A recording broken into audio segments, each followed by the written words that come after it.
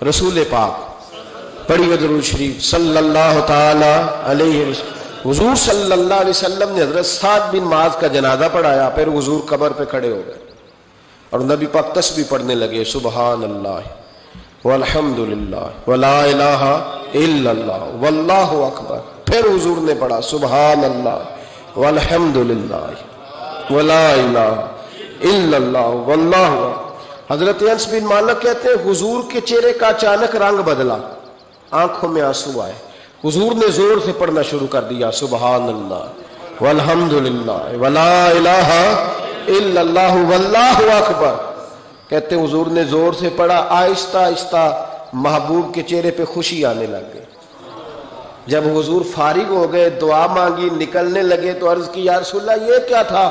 حضور فرمانے لگے تمہارے بھائی کی قبر تنگ ہو گئی، میں نے تسبیح پڑھی ہے تو اللہ نے اس کی قبر کو کشادہ کر دیا ہے، اللہ نے اس کی قبر کو۔ تو پھر اس کا مطلب ہے قبروں پہ کھڑے ہو کے تلاوت کرنا، عبادت کرنا، ان کے لیے کوئی تسبیحات پڑھنا، یہ نبی پاک کی سنت ہے صلی اللہ تعالی۔ یہ مسئلہ بھی سمجھ میں آ گیا۔ اب آگے چلتے ہیں، کہتے ہیں جی ختم، پھر آخر میں ختم شریف ہی رہ جاتا ہے تو وہ ختم شریف نہ پڑھیں۔ اگر آپ مجھ سے میرا چھوٹا سا تجربہ پوچھیں نا، تجربے کی بات یہ ہے کہ اب ختم نہ دلانا فیشن ہے، اب یہ فیشن ہے، کیونکہ اب لوگ کام وہ کرنا چاہتے ہیں جو باپ دادا نے نہ کیا ہو، تھوڑا سا انوکھا کام، ذرا سٹائل ذرا ہٹ کے، کیونکہ ختم دلانا بزرگوں کا طریقہ چلا آ رہا ہے، کہتے ہیں ختم دلاتے ہیں بڑی معذرت کے ساتھ، کچھ باتیں مجبوری ہوتی ہیں، وہ ہماری مجبوری ہوتی ہے، ہم پر سوالات کیے جاتے ہیں تو ہمیں پھر اپنی جماعت کی ترجمانی کرنی پڑتی ہے، اور بعض جگہ پہ دل نہیں کرتا بات کرنے کو، طبیعت نہیں چاہتی، بلکہ یوں سمجھ لیں کچھ لوگوں کو ہم اس قابل نہیں سمجھتے ان پر بات کی جائے، لیکن پھر بھی بات جب سوال اٹھتا ہے تو بات کرنی۔ میں نے بڑا عرصہ پہلے کہا تھا کہ عیسائی ہو نا، غریب ماڑا، تو لوگ پوچھ لیتے ہیں اس کے ساتھ کھانا کھانا جائز ہے، پوچھ لیتے ہیں نا، اگر ٹرمپ آ جائے تو جی وہ بھی صحیح ہے کہ نہیں؟ بولے یہ جو آپ کے وہ آتے ہیں وزیر خارجہ وہاں سے، یا ان کا کوئی رکن پارلیمنٹ آتا ہے تو آپ کے وزیر اعظم وزیر خارجہ ان کے اعزاز میں ظہرانہ دیتے ہیں نا، تو ٹیبل پہ کھانا لگا ہوتا ہے، ادھر ہمارا بیٹھا ہوتا ہے، ادھر ان کا بیٹھا ہوتا ہے، جائز ہے؟ پوچھا کسی نے مسئلہ کیوں؟ وہ تگڑا ہے اس لیے، پاکستان کا عیسائی ہو تو فتویٰ اور ہے، اور امریکہ کا ہو تو فتویٰ، بولے صحیح کہہ رہے ہو؟ امریکہ والے عیسائی ہیں کہ نہیں؟ سارے عیسائی ہیں، تو ٹرمپ آ کے بیٹھ جائے سعودی عرب کے بادشاہ کے سامنے، چلو کھلی بات کر لیتے، اس کے ساتھ کھانا پینا جائز ہو جاتا ہے۔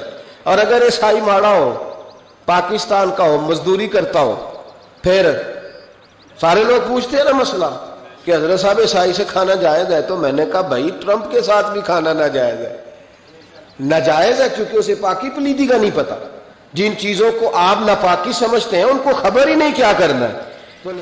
ہوتا یہ ہے کہ جب اب دیکھیں نا، کچھ عرصہ پہلے لاہور میں ایک بڑا جنازہ ہوا تھا، وہ لوگ جو کہتے ہیں نماز جنازہ کے بعد دعا نہ کرو حرام ہوتی ہے، یعنی پہلے تو کہتے تھے ولیوں سے نہ مانگو، اب کہتے ہیں اللہ سے بھی نہ مانگو، یعنی جنازے کے بعد دعا یعنی اللہ سے بھی نہ مانگو۔ تو پہلے عام آدمی کے لیے فتویٰ اور تھا، لیکن اگر سابقہ وزیر اعظم کی بیوی کا جنازہ ہو تو پھر فتویٰ پھر کیسے جائز ہو گئی؟ اب دعا جائز ہے؟ یہ ظلم ہے، یہ امت کے ساتھ یہ زیادتی ہے۔ ابو داؤد کی حدیث ہے، رسول پاک علیہ السلام نے فرمایا جب تم جنازہ پڑھ لو تو فخلصوا لہ الدعاء، پھر مرنے والے کے لیے مخلص ہو کے دعا مانگو۔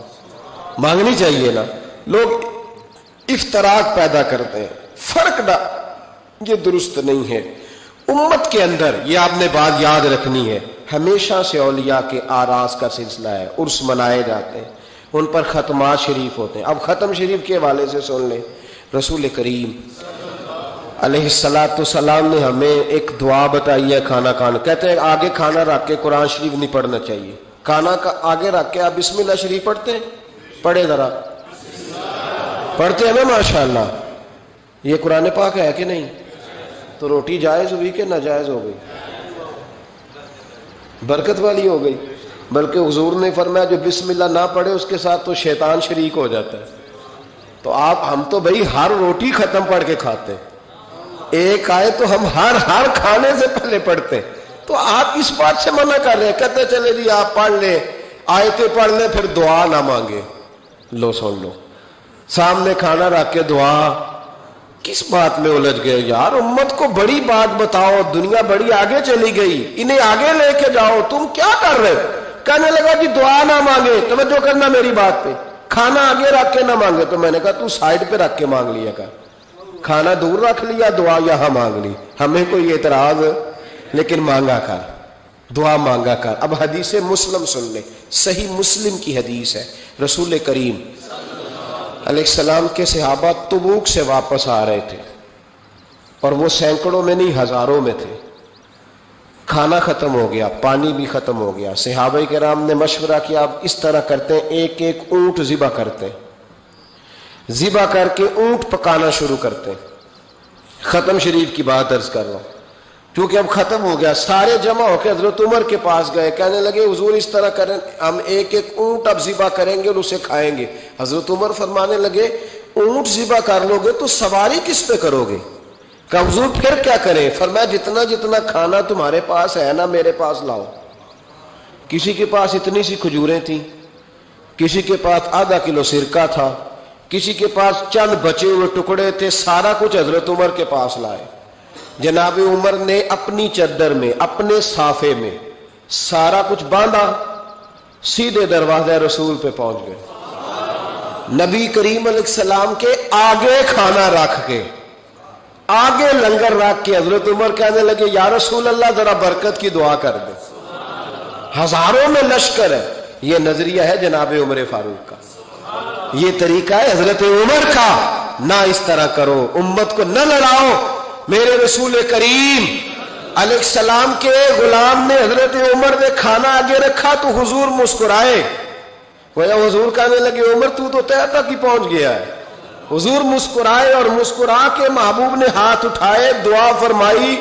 حضرت عمر کہتے ہیں جب میں اٹھا کے لے گیا تو وزن اس کا اتنا ہی تھا، جب میں لایا تھا جتنا وزن تھا وزن بعد میں بھی اتنا ہی تھا. فرماتے میں نے وہ کھول دیا، اتنا سا کھانا تھا. میں نے کہا لو بھی کھاتے جاؤ. کہنے لگے ہزاروں کے لشکر نے کھا لیا، کھانا پھر بھی بچ گیا. فرمانے لگے واپس مدینے آنے تک ہم کھاتے رہے پر وہ کھانا ختم نہیں ہوا.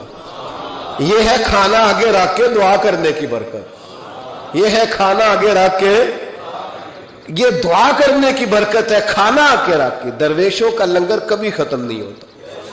درویشوں کا لنگر کن کا میں کن فصلہ ٹے کن ہووے بخت سولا دنیا آوے کھا کھا جاوے راضی ہووے بلا.